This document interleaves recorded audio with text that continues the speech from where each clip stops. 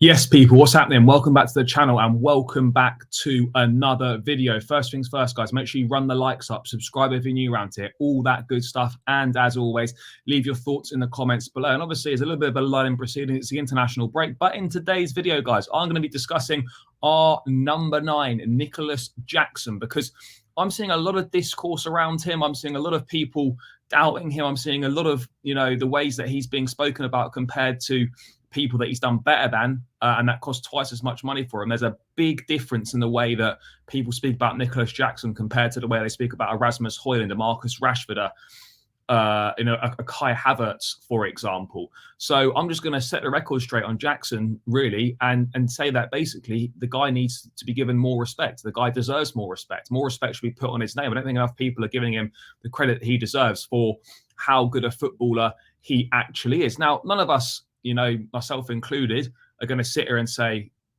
we're happy that we didn't sign a striker. Of course, that's not the case. We know that we needed a striker. We know that, it could be a potential problem that we've not signed one, and we're going to have to get by until January, hoping that Jackson doesn't get injured, because the only options we've got are Guiu, and then Nkunku or Felix could play for the middle, but that's not exactly a great viable alternative. Now, for me, Jackson, brilliant first season, 14 Premier League goals, 17 in all comps. I don't think you could ask for an awful lot more than that. And there's a 20 goals a season striker in Nicolas Jackson, 14 last season. Look at how many chances he missed. If he can sharpen up his finishing, he doesn't even take penalties either, then there is a 20 goals a striker season in there easily for Nicolas Jackson. I've got no doubt about that whatsoever. Now, of course, people don't seem to highlight the good things they do. They always only seem to highlight the chances that he misses rather than all the good things that he does. Yes, he does miss a lot of opportunities. Yes, he also scores a decent number of goals. And what's often gets overlooked is the work that he does for the team. He does so much good work for Chelsea, particularly off the ball, even on the ball as well. He runs channels well. He links up play well. He holds up the ball well as well, brings others into play, and he creates a lot of chances for Chelsea. And that very often gets overlooked. He's obviously signed a new 2-year contract extension as a reward for his good first season, similar to what Cole Palmer did. I think Jackson's got 16 goals and 6 assists, I remember seeing somewhere, in 38 Premier League games that he's played for Chelsea. That's not a bad record at all. Not a bad record at all.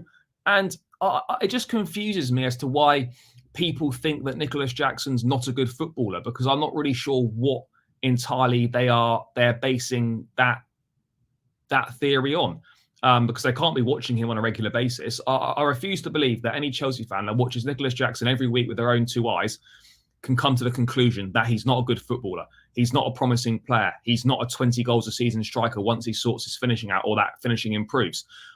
I just can't see it. I don't know what people are saying, because he does a lot of things very, very well. There's not many strikers in the Premier League that can do the things that he does. Yes, there are many strikers that have got better finishing than him, but there's not many strikers that have got the all-round play that he has in the Premier League. Now, of course, I'm not going to go out here and say, he's the best striker in the Premier League, in terms of, his overall play. He's certainly up there.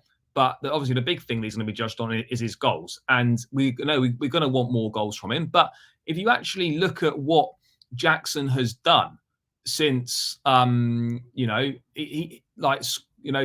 from Squawka showing that, Jackson's already been involved in as many goals. Nicolas Jackson has been involved in as many Premier League goals in his last 8 games as he was in his previous 19. So he's starting to find his feet, guys. He's involved in 8 Premier League goals in his last 8 games, whether that's a goal or an assist. He's got 2 goals and an assist in his first 3 games. It's 3 GNA in his first 3 Premier League games of the season.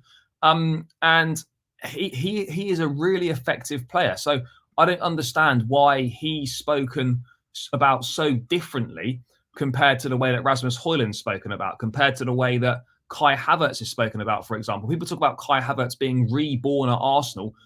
He cost twice as much money as Jackson did, more, and he scored less goals than him in the Premier League last season. Rasmus Højlund cost twice as much money as Jackson, more than twice as much money as Jackson, scored less goals in the Premier League, and didn't have as good a season at all. Yet Jackson seems to be criticised far, far more than any of these other strikers. And I really don't understand it. I really, really don't understand what the discourse surrounding Nicolas Jackson is.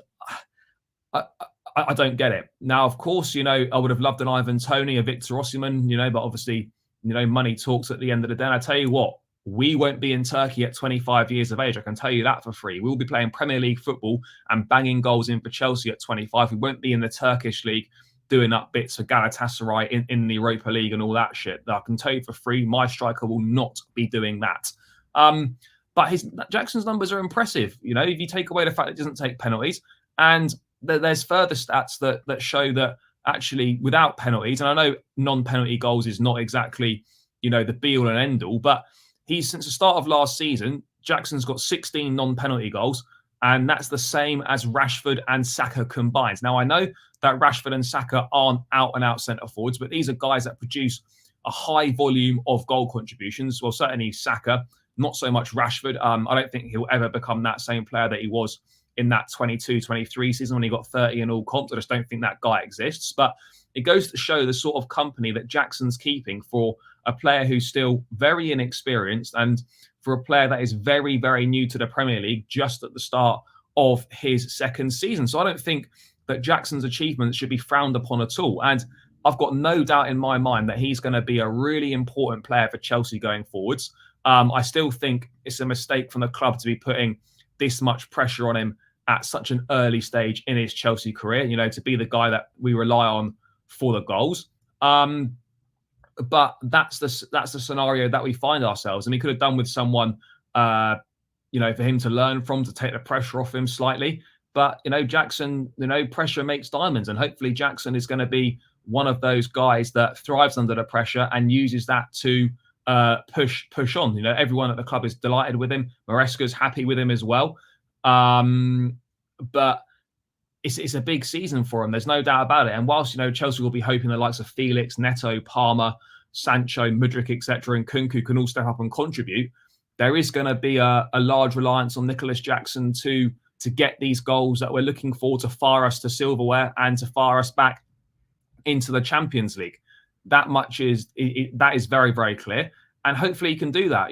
We should, in theory, with the more creative players we've got now, we've added more to the ranks, we should, in theory, be able to create a lot more opportunities than we did last season. And hopefully Jackson can also create a number of opportunities for his teammates as well. I think his creative play is something that is very much underrated. Something that doesn't get enough appreciation from fans, from pundits and whatnot.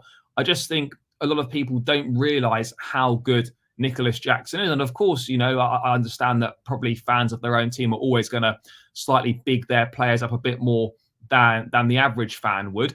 But I don't think I'm saying anything ridiculous here. Nicolas Jackson is vastly underrated and, gets spoken about disparagingly compared to the likes of Højlund and Havertz, who he is better than. At this point in time, I'm not saying, those guys might not have a better career than him. Of course, they potentially could. But right now, if you're telling me who would I rather have, Højlund, Havertz or Jackson, it's Nico Jackson all day. It's an absolute no-brainer. He's comfortably better than both of them right now, in my opinion. And I don't think that's an outrageous thing to say at all. Whether people agree or disagree, I'm sure you guys will let me know in the comments. But it's going to be a very interesting season to see how Maresca uses Jackson, to see how Jackson steps up and continues from that promising first season. It can often be a lot more difficult second time around. There's always that second season syndrome that people speak about, whether it's with new signings, whether it's with, newly promoted sides and they've survived, whether it's with a new manager that's come in and had a really good first season. It's always kind of quite hard to replicate that. And that is going to be the task facing Jackson. But he started this season really well. Couple of goals in the first 3 games. I'm pretty sure that's a better start than he had last season. And there's no reason in my mind why this guy can't score 20 Premier League goals this season. I think because as long as he stays fit, I think we'll create more than enough opportunities. He obviously missed a month with the AFCON last season as well, which, could have been another 3-4 goals potentially to his tally as well. So, I believe in the guy. I'm fully aware we should have signed another striker, and I want us to sign another striker, but I fully believe in Nicolas Jackson, and people need to start believing in him more, and people need to get behind him, they need to back him, and they need to support him. I don't want to hear people shitting on Jackson, putting him down and whatnot. Yes, we can be frustrated at missed chances, but this is the guy. Chelsea believe in him. The coaching staff believe in him. And as fans, we need to start believing in him. The guy loves Chelsea. The guy wants to be here. And we've got to get behind him and stop criticising. So I'm seeing a lot of Chelsea fans criticising Nicolas Jackson, which I just can't get my head around. Sure, he frustrates me when he misses chances, and of course, maybe someone else might have scored that one-on-one late on against Palace. But the kid's young, he's still learning, and he gives everything for this football club, and he wants to be here. And that for me is more important than anything else. Obviously, yeah, the finishing needs to improve, but I'm confident that it will. And I'm confident that Nicolas Jackson is going to have a really good season. So for me, guys, I want to see everyone getting behind Jackson. I want to see everyone supporting him, cheering him on, and not criticizing him just because you think he's edgy or because, for some reason you think that he's crap. It simply isn't the case. Simply is not the case. Also, guys, I just wanted to come on here, make that video about Jackson, make my thoughts and feelings very clear on it. Of course, guys, as always, make sure you smash the like, subscribe if you're new around here, and leave your thoughts in the comments below on whether you agree or disagree with me on this one. And I'll catch you again in another video soon. Up the Chelsea, and peace out.